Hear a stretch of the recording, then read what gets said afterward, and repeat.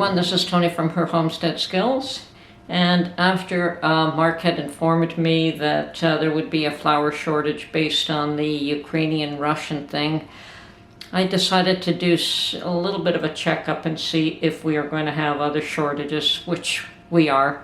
We're going to have all kinds of shortages, and it isn't necessarily because of what's going on over there, but that could have some effect. But a lot of it is just the ongoing supply issue. So apparently I've done my little research, and apparently dairy products, eggs, chicken, beef, and a whole bunch of other stuff. Wood, paper.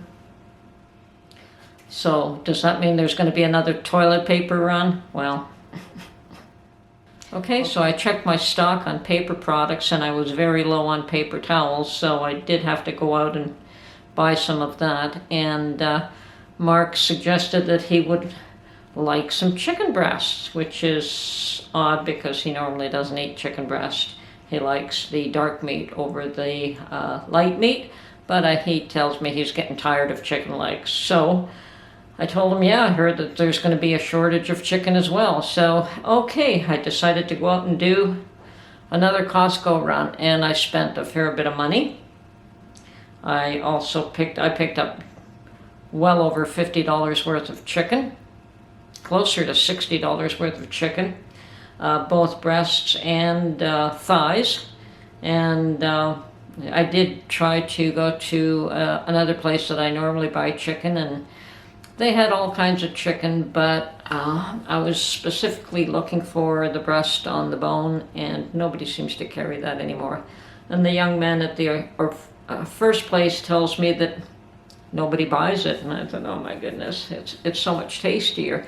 And he agreed with me that it was tastier, but he said there's only like one other person who actually wants breasts with the bone on. So I left there and went to Costco and decided to buy the chicken at Costco because I believe it's a little bit better deal right now. Didn't used to be. It used to be the other way around with that place. But that's the way things go. So, and I also picked up a huge container of honey, like a very large container of honey. I picked up some oats. Anyway, I've got to package all this chicken. And I will be doing the same thing with that I did with the flour, and that is, well, I'm going to be washing it first, and then I'm going to be vacuum sealing the chicken, and it will go in my freezer. Okay? Okay, and just in case there is a shortage on toilet paper, I decided I would get a nice big package from Costco before there's a run on it. There may not be a run on it, but the price will probably go up a fair bit more than what it is right now anyway, so probably doesn't hurt to have a little extra in stock. Okay, and other than that, I did pick up another 20 pounds of flour, 22 pounds, a 10 keg of flour, and I will not be putting this in the freezer. I'm going to have to find another way to deal with that because I have a whole bunch of chicken that has to go in the freezer. I also picked up a huge container of honey. Honey, and this wasn't cheap, but you know what? I've been using a bit of honey, like honey garlic chicken, and honey in my tea, and there are times that I go through a lot of honey and other times where I don't use any at all, but I figured it'd be good to have some in stock. Also another box of oatmeal. I'm not out of oatmeal, but surprises me. The last time I bought this, it was in bags. Oh, okay, they've got 2 bags in this box. All right, but anyway, this is just going into storage for now. A large bag of sugar, and, well, Mark's really been into the crackers and peanut butter on crackers lately, so I figured I'd better get some before there are none available. If bread products and flour products and baking products are going to be in short supply, crackers and cookies probably will as well. And I understand that in some cases they already are in short supply. So anyway, doesn't seem like very much. but I spent a whole lot of money.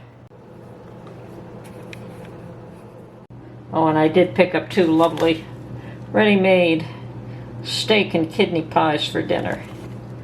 We'll have that with some pierogies and some sour cream. Yum, yum, yum. Okay, some of my chicken now has been washed. These are the thighs, and I've counted 26 thighs, so they're probably going to be 5 per package. And one of the ones that has small pieces will have the 6th one. So I'm just going to package this, package the breasts, and then put them in the freezer.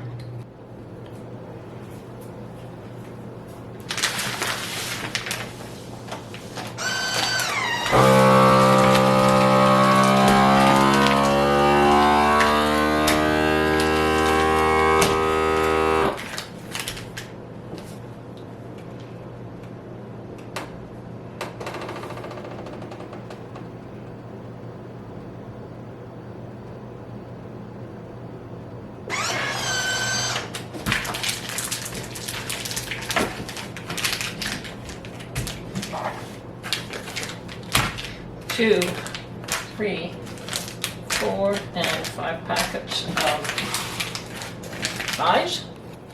Okay, I have washed, and turns out I have 10 breasts here. So 2 per package, and I'm gonna seal them.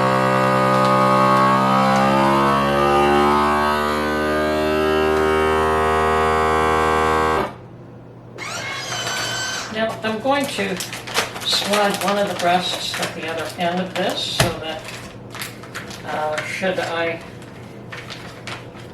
sometimes Mark will cook a breast for me and a different kind of chicken piece for him, so that way we can separate and refreeze the other one as well. So once they're in the packages, I'm going to just separate them rather than slide them together.